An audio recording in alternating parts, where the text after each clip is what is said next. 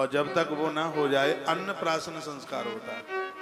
जब तक ये ना हो जाए तब तक बच्चे के पेट में अन्न नहीं जाना चाहिए। बच्चों के जन्म पर माँ का दूध पहुंचे, वैज्ञान भी मान गया है। माँ के दूध में वो एक शक्ति है, बच्चों के पेट में जमा हुआ मल माँ के दूध के बिना पेट से बाहर निकल नहीं सकती। बच्चों के जन्म लेते ही बाजारू बोतलें घर में रख ली जाती है। नारी की छाती में दूध नहीं उतरता, इसलिए नहीं उतरता, चाउमीन खाती है, समोसा खाती है, उल्टा पुल्टा खाती है। दूध तो तब उतरेगा ना जब देसी घी के लडुआ खाएगी। इसलिए तो आज बच्चों का जीवन इतना खतरे में। अभी मुझे कोई पिछली कथा में 7 साल के बच्चे को 350 डायबिटीज, मैं तो सुनकर के ही हैरान था। तो लापरवाही एक नारी की होती है। जन्म लेते ही बच्चों को शैम्पू साबुन से नहलाना शुरू कर देते हैं, चर्म रोग हो जाता है, बीमारियां बढ़ जाती हैं। ऐसा नहीं कीजिए। छोटे छोटे बच्चों को पानी में फिटकरी डाल करके नहलाया जाता है, छोटे छोटे बच्चों को पानी में गौमूत्र डाल करके नहलाया जाता है। और आप खूब शैम्पू का प्रयोग करते हैं, नहीं। छोटे छोटे बच्चों को नारियल का तेल बड़ा फायदा करता है, उनकी देह पर लगाइए, थोड़ा धूप में सुलाइए। इस समय की धूप नहीं, वो सर्दी की धूप है, इससे बच्चों की हाइट बढ़ती। और ये उल्टा पुल्टा आप खिलाते रहते हैं। अन्न बच्चे के पेट में तब जाए जब उसका अन्नप्राशन संस्कार हो जाए। चांदी की चम्मच से अन्नप्राशन संस्कार होता है। भले आप कितने भी करोड़पति हैं, आप तो सोने का चमचा भी बनवा सकते हैं। अन्नप्राशन संस्कार चांदी की चम्मच से या बेलपत्र की डंठल से या मोर पंख की डंठल से, उससे अन्नप्राशन कराइए। उसकी जीभ पर थोड़ा सा शहद लगाइए। एक तो बच्चा मूक नहीं होगा, जल्दी बोलेगा। और अन्नप्राशन संस्कार यदि ठीक से आप कर सकते हैं तो महात्मा याज्ञवल्क्य इस बात की जवाबदारी लेते हैं। उन्होंने 16 संस्कारों में बात कही है, आपका बच्चा जिंदगी में कभी नशीला नहीं बन सकता, नशेड़ी नहीं बन सकता। आज ये लोग शराब पी रहे हैं, खुरापाती कर रहे हैं, कमियां तो इस समाज की है। 16 संस्कार खत्म हो गए। गर्भाधान संस्कार से लेकर मृत्यु काल तक संस्कार होता है। अब आप बताइए, आप में से कितने लोग हैं जिन्होंने अपने बच्चों का अन्नप्राशन कराया? कराते ही नहीं। बच्चा भी महीना का नहीं हुआ कि चाय उसके मुंह में भर दी, अभी 3 महीने का नहीं हुआ उसको बिस्किट खिलाने की आदत डाल रहे, फिर तो वो वैसा ही होगा।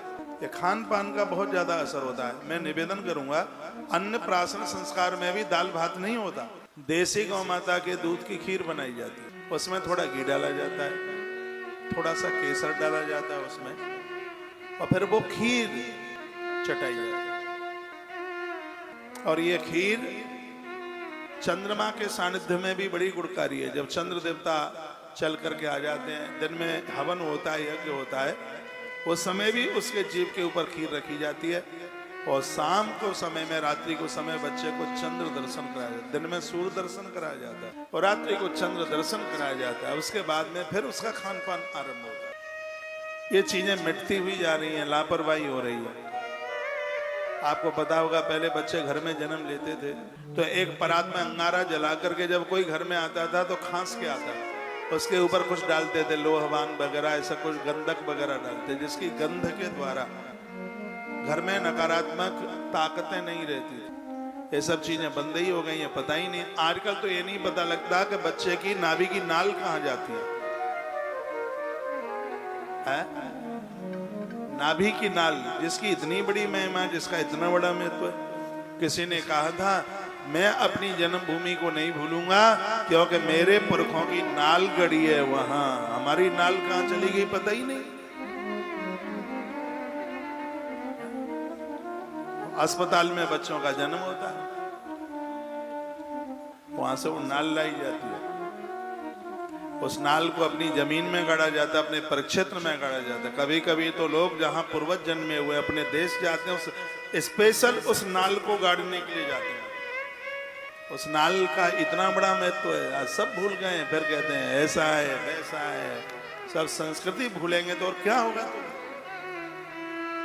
तो आजकल तो सरकार भी 6 महीने की छुट्टी देती है। यदि सरकारी जॉब में कोई नारी है तो उसको बच्चे को जन्म देने से 3 महीना पहले और 3 महीने बाद तक उसको छुट्टी दी जाती है।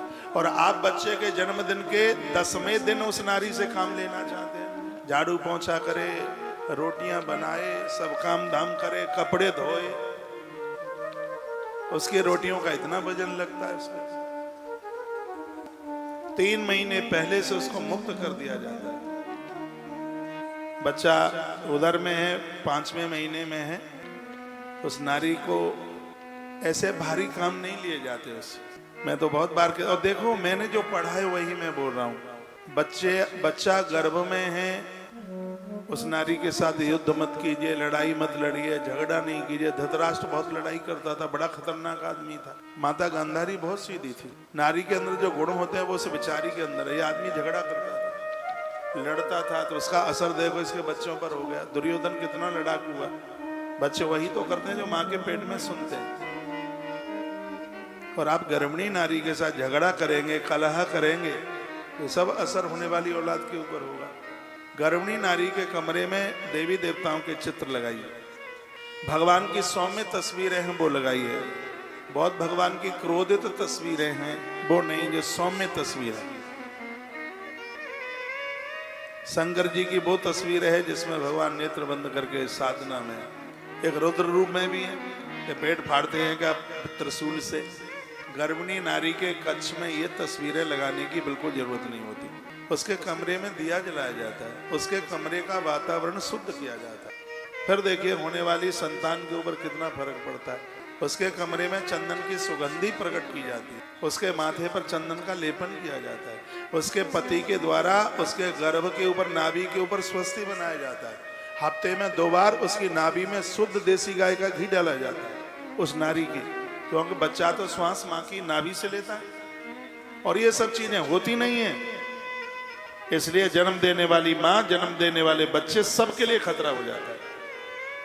हमने तो ग्रंथों में पढ़ा है कि अच्छे बच्चे को जन्म देने के लिए माता पिता 10 महीने पहले से तैयारी करते हैं। 10 महीने पहले से वो कहीं किसी के यहाँ का खाते नहीं है, ऊट पटांग जगहों पर जाते नहीं है, उल्टा पुल्टा खाते नहीं है। एक बात और मैं आपको निवेदन करूंगा, जो मैंने पढ़ा है, ये तो अभी मैं देवी भागवत की कथा में वर्णन कर रहा था, बुरा नहीं मानिएगा। और यदि किसी में दम है तो फिर मेरी वो बात काट के बताए, यदि मैं गलत बोल रहा हूं तो।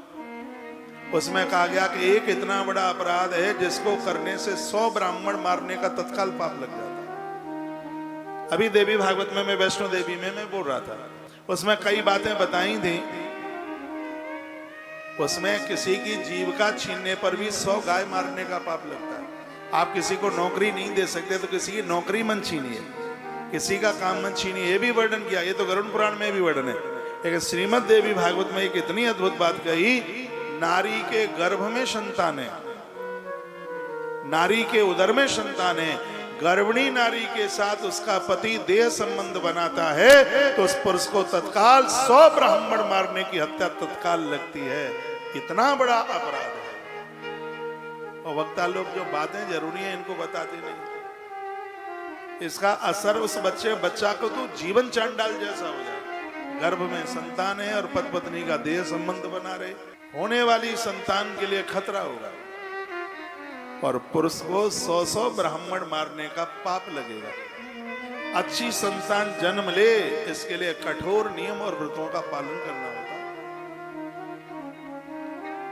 अच्छी सी संतान ऐसे नहीं, ये लोग आकाश से नहीं टपके, वो संयमी माता ही पिता थे जिन्होंने इन बच्चों को जन्म दिया। 10 महीने पहले से जमीन में सोया जाता है, एक बार भोजन किया जाता है। नारी रात को केस खोल करके नहीं सोती, जूठे मुंह से नहीं सोती, दूसरे के घर का नहीं खाया जाता। इसमें दूध में मिश्री डाल करके स्त्री पीती है, दूध में घी डाल करके पुरुष पीता है। एक बार भोजन किया जाता है, गर्भ स्तुति के पाठ किए जाते हैं, गोपाल सहस्रनाम का पाठ किया जाता है, गोपाल बीज मंत्र का जप किया जाता है, ओम क्लीम कृष्णाय गोविंदाय गोपी जनवल्लभाय स्वाहा, हरवंश पुराण का मंत्र। तो 10 महीने पहले से तैयारी होती है। फिर एक शुभ मुहूर्त में गर्भ में संतान आती है। नवरात्रा में बच्चों का जन्म शुभ है, लेकिन नवरात्रा में पेट में बच्चा आवे बहुत अशुभ है। श्राद्धों में बच्चों का जन्म शुभ है, लेकिन श्राद्ध में बच्चा पेट में मां के में आवे बहुत अशुभ है। एकादशी के दिन बच्चे का जन्म शुभ है, लेकिन 11 के दिन मां के उदर में बच्चा आवे ये बहुत ज्यादा अशुभ है। इन चीजों का बहुत ज्यादा ध्यान रखा जाए। अमावस्या है, पूर्णिमा है, एकादशी है, द्वादशी है, व्रत की तिथियां हैं, पर्व की तिथियां हैं,